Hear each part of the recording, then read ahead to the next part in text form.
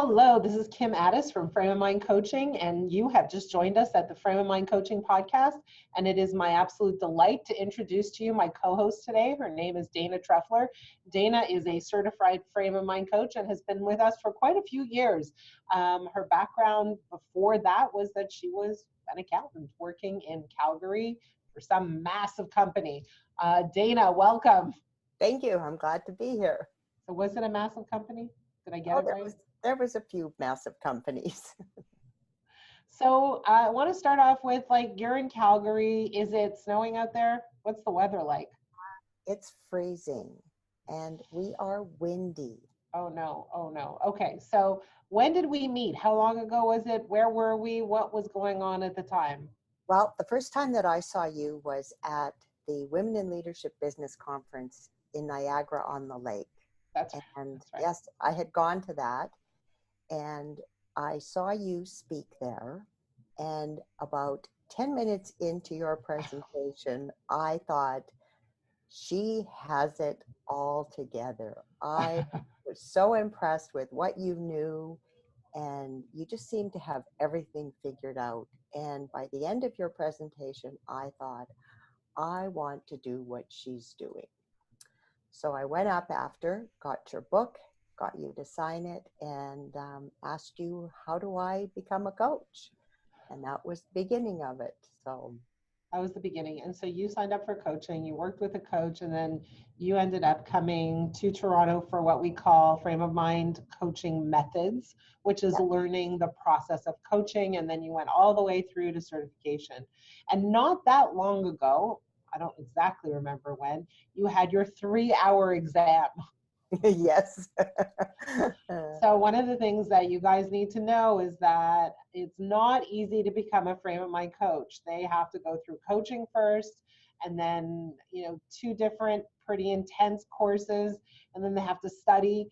And then at the end of all that, they go through literally a 3-hour written exam. And after that exam, if they have to get a minimum of an 80% to pass, and then after that, they have to go through a review process to figure out how they did on their exam and, what they could have improved on, and then looking at their career moving forward. So I'm just curious, were you shocked at that exam? No, not really. I No? wasn't shocked. I did a lot of studying for it, though, a lot of prep work, and I took a lot of notes and talked to the other coaches, and just so when I went into it, there's always that nervousness, but I think the nervousness is good. It keeps you on your toes. Right. So, but I felt prepared, but then there's always that fear of what if this doesn't go right? So. Right. So you were an accountant, basically. You were heavily into the numbers, and suddenly Frame of Mind Coaching comes into your life where we're not so much about the numbers. So explain to me the process of going from a world where you're focused on data, really that's what numbers is, to a world where you're focused on thoughts, emotions, behaviors, that type of thing. Explain to me that transition.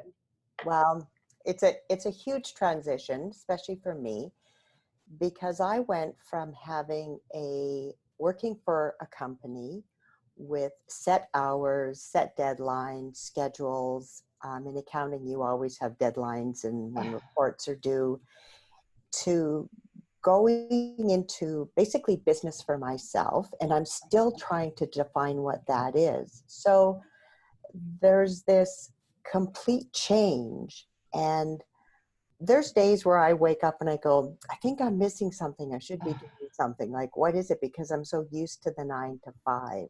Right. It's a transition. It's a learning experience. There's parts of it that are scary. There's parts that are exciting. But the driver behind all of this is having my goal at the end. I can see that goal. I can see what I want. And that keeps me moving forward and working towards it. So what is your goal? To have flexibility. So I can choose when I work. When I feel like working, I will work. And when I want to go out and play golf or have fun or socialize, I have the option to do that. It's the freedom that I'm looking for. So that's a radical change in kind of your way of life. So you were working in a very structured environment. Now suddenly you're going to a completely unstructured system where you just get to decide what you want to do and when you want to do. Is there ever a part of your brain that goes, wait a minute, like maybe I should go back to structure?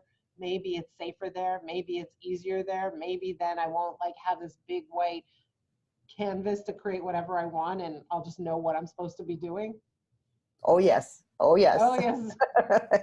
yes. On bad days, it's there. And then I think, okay, if I had to get up this morning and go to work and stay there till 5 o'clock, do I want it? It's like, nope, nope, Right, right, I right. don't want it. So what did you learn through your coaching experience? Like what were the significant beliefs, ideas, thoughts that were challenged in your case? The biggest one for me was understanding that I don't have control over the people that I work with. Right.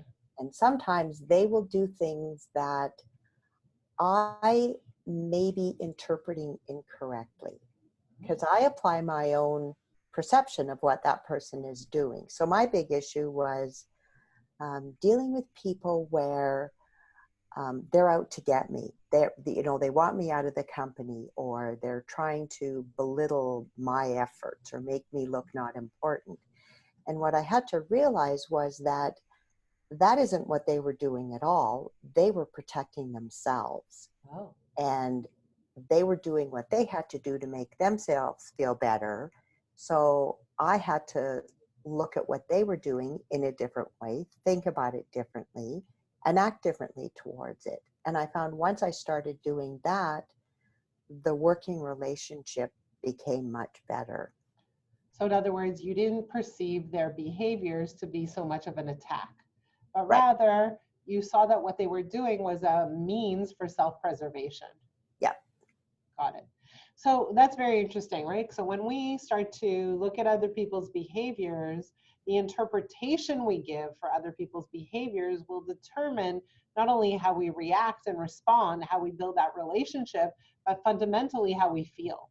So if you feel under attack, that doesn't feel so good, right? But if Right. you start to understand, hey, they're not actually attacking me, they're just doing what they need to do so that they can feel a greater sense of peace, even though it may not be actual peace, but that's why they're going for it. Then all of a sudden you feel a little bit more relaxed about their actions. You're not taking it so personally. Yes. And I found it was much easier to go into meetings because I wasn't going into meetings with a need where I felt I needed to be defensive. No armor. Right. I could go in Right. there and I would go in with just, okay, I'm going to listen and I'm going to try to understand and to learn. And meetings went better and we accomplished a lot more in the meetings. So there was a certain point where did you come into coaching thinking I want to be a coach from the get-go, or did you go through coaching and say I want to learn how to do this? A combination of both. Okay. What I find is that a lot of people do come into coaching and they start to understand how powerful the coaching experience is. And not that they necessarily want to become coaches, but they want to learn how to coach so that they can become better leaders, better parents, better spouses, better business partners, etc.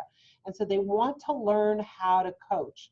Again, not necessarily to become a coach or to go into a career of coaching, but to take these really, I think, essential skills and apply them in every area of your life. But it sounds like you really wanted to become a coach.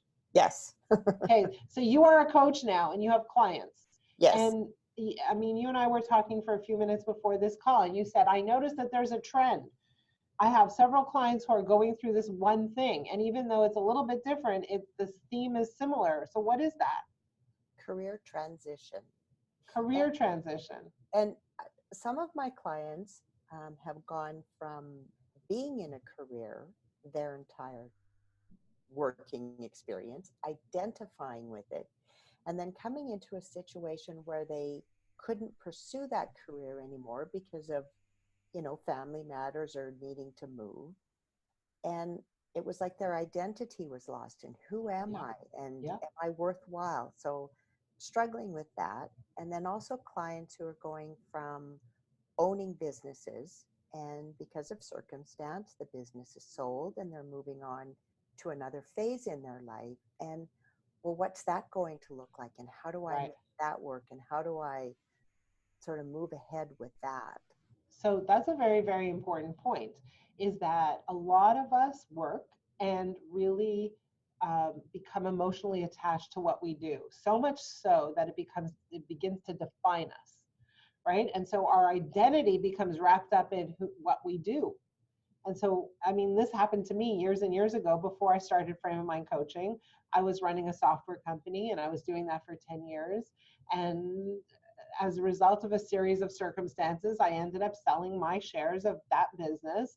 And then I found myself with like this big kind of empty hole in my life because I was so attached to it. It had so much meaning for me and it really defined me in so many ways. And one of life's hardest lessons was learning you are not your work, you are not your business, you are not one and the same. You may think that, it may feel that way, but that's not the case. Yeah, you gain the skill set and your knowledge that always comes with you regardless of where you go, but it isn't that particular job or that particular company or that Right. position that defines the So person. So let me ask you a question. How do you help people move through that kind of transition? How do you help people refine or regain their identity? How do you work with people in that situation? One of the important things is helping them to recognize their self-worth away from their job, that they are a person with skills and abilities and a personality and likes and dislikes and everything else that they're made of that is completely separate from the job, that they have an identity without the work that they're doing. And the other thing that was really helpful is getting them to look to the future, to dream big and go, here's an open canvas. What are the options? What are the opportunities? What can I make with this? And so it kind of forces them to be a little creative and to look beyond, to just open it right up and look at all the possibilities. Right. So a few interesting things along those lines is that very often when there is a transition, either if it's ahead of us or we're in the middle of that transition, a lot of times we are overcome with fear. Like, oh my God, this is unknown. I don't know where I am. It's super Yeah. dark around here. I don't know where to go. I don't know who to turn to. I don't know when I look in the mirror, what is my identity? And there's like literally like a black space where they can't see. There's no vision, there's no clarity, there's no contrast, there's nothing. They can't see. And so one of the things that I want to do with people who are in the throes of transition is to explain that super powerful, not powerful, successful people experience transition. In fact, they experience adversity. And what they do with that adversity is they learn to leverage it, turn it into an advantage somehow, right? So this thing happened to you, whether it's you had to leave your job or you had to leave your city or your state or whatever, and you're in a new place. What is the opportunity it affords you? What can you leverage from your experience that can really help you thrive? And so what's required there is a dramatically different way of thinking, right? So rather than thinking, man, I'm stuck, what just happened to me? Things are terrible, I'm a victim. But to help them think in terms of like there's a possibility in front of me. And it's up to me to create that possibility and do something with it. And actually I've been afforded an opportunity to redefine what I want and where I'm going and what my life is really about. And people get scared with that opportunity and they tend to shrink back. And our job is to help them step into that opportunity. Yeah, and one of the things I find too is that a lot of times they possess a lot of skills that they haven't even recognized in themselves or don't necessarily give themselves credit for. And once you can start to identify those and they appreciate them and understand that they have them and realize that they are skills, then it sometimes gives them ideas about where to go or how to use those going forward. Right, right. So one of the exercises we do in our coaching program is called the sweet spot exercise, where we invite people to, well, we ask people to give us feedback about what is our greatest strength or what comes to us with ease. What do we do that requires absolutely no effort? Which really alludes to this whole idea of like, what is our key skill? What do we come to the table with, right? What do we do that lights us up and just fuels us, and that we do with, no work, no sweat, no tears? What is that we do? So when I did this exercise, I don't know how many years ago, maybe 18 years ago, I remember asking a whole bunch of people about what is it my sweet spot. And I was shocked to hear that everybody pretty much responded the same way. They all said the way you communicate. One of my closest friends said, you have the ability to share your vision and have people come along with it. My mother said something like, you're a good talker. You talk a lot. You're a good talker. Were you surprised at their comment? I was shocked. I was shocked because I didn't know that my verbal communication skills made any difference at all. I didn't know that was the thing that I was leading with. I had no clue. And that discovery actually led me into this career path. It helped me understand, like, I need to be talking. I need to be communicating. I need to be interacting with people. I need to share my thoughts and my vision on things. I need to be doing that. But before that, I had no clue. I did not know that was something I possessed at all. Yeah, and I find my clients, it's the same thing. And it comes so naturally to them that they don't even see it as a skill set. They just kind of go, well, everybody's like that, but they're not. Like, everyone has something that is unique and that they're good at. Right. And to build on that is what helps people to move forward. So interestingly enough, it was my birthday not that long ago, and my husband decided to ask several of our friends and relatives, like close friends who've known me for years and years and years, for their comment on my sweet spot. So it's changed a little bit over the years. So I'm no longer the talker. In fact, I find that over the years, I talk a little bit less. And so now the comment was, what's her sweet spot? What does she come to the table with? One is that I'm a good listener. So I do a lot of listening. I ask a lot of interesting questions that cause people to think, which is aligned with being a coach. And some people said that my smile, I smile, and that's what I lead with. And one person said that I'm very funny, which really, really pleased me, because I think I'm one of the funniest people I know. But it's interesting to see how that changes over time. So you might ask everybody in your circle, what is my sweet spot? And they might give you a response, but that response might change a few years down the road, which is super interesting. And it's a function of how you're evolving, how you're growing, how you're learning. Okay, I might have to do that exercise again. 100%. And the really cool thing is that my husband collated it into this hardcover book. And that was my birthday gift. And honestly, it was like the most incredible birthday gift I've ever received. Like, I just keep reading through this book. It's good to read when other people think you're good, right? That you're special. Yeah. And what I discovered is that a lot of people don't know what's amazing about them. Do you find that also when you coach people? Very much so. Very much so. But I love to hear it when they send in the responses from their friends. And one of my clients had the ability to lead, and yet she never thought of herself as a leader. Right. But every single one of her friends said, you're a great leader. You can organize any event. You get everybody lined up. We all get going.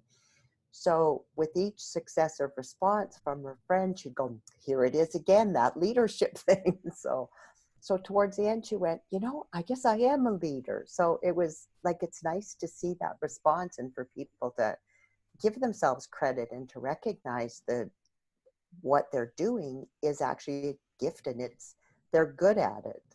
The way you see yourself, the words you use to describe yourself are super important. Very, very important. So right now I'm working with one particular client, and he calls himself an introvert. And every time I see that word, like, inside of me, I I close in. And so I want to ask him the question, like, what is the benefit of being an introvert? Why are you wrapping your arms around this term? Like, what is it doing for you? How does it serve you?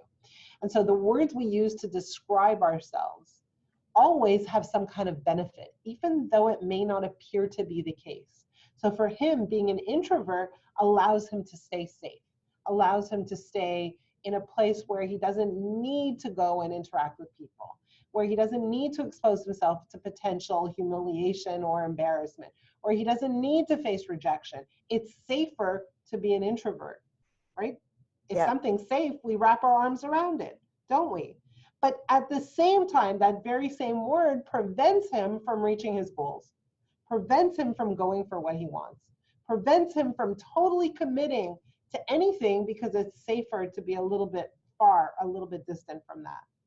So, the sweet spot exercise allows us to see ourselves in ways that we don't necessarily consider or think of. And what I like to do is say, so here's how the world sees you. How do you see you? What are the words you use to describe yourself? And do those words actually allow you to get to where you want to go? Or do they hold you back somehow? Yes. And what's interesting is one of the things I found when working with clients is they would classify themselves as an introvert. And they classified themselves as that because they were not comfortable being in a business networking event, Yes. introducing themselves and talking to people. Yet, if you put them in a social situation with their friends, they were totally different. Right. So they had the skills to interact, but there was a fear at the business meeting. So they went, I'm an introvert, can't do that. Right.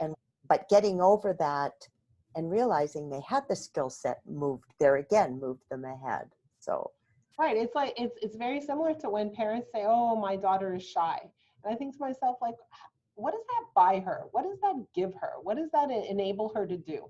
Why are we labeling our kids as shy? Does that help them? Does that empower them? Does that make them feel confident? What does that do for your kids when you call them shy?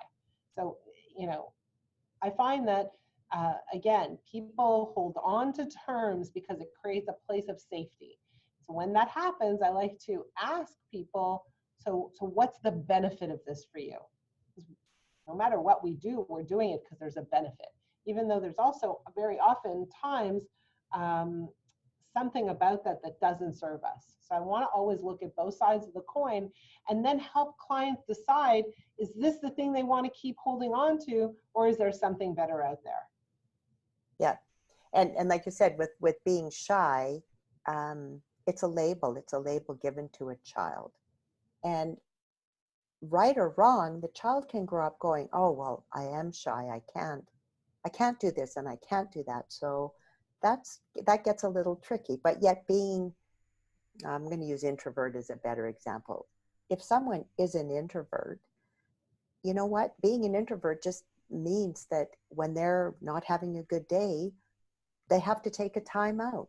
They time out, they re-energize, and then they're ready to face the world. So it can also be a good thing to be an introvert. So there's the good and the bad on both. Well, and you know what? I look at myself and most people think of me as an extrovert. And I think, well, no, not always. Not always. I need some time on my own to refuel. But at the end of the day, I don't like categorizing myself on either of those scales.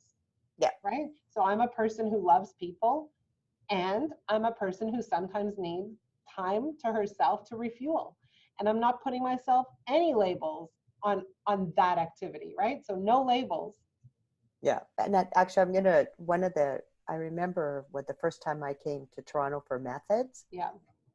Of course, we had the full day session, and you're doing a lot of talking most of the time. Yeah. Then we get together for dinner after. And I remember you telling all of us, I want you all to know, because there was a ton of us newbies there. Yeah. I want you all to know that when we go out for dinner, I may tend to be quiet. And it was just, that's the way I am. I talk all day, but when I go out for dinner, I'm quiet. I'm okay. There's nothing wrong. Right. So right. that's your way of re-energizing. In fact, a lot of people who come for training are shocked at how quiet I am. Right? They often say, wow, like you're always out there. You're always loud and energetic and, like making a lot of noise. But in person, you're not actually that loud. You're kind of quiet. How do the two fit together?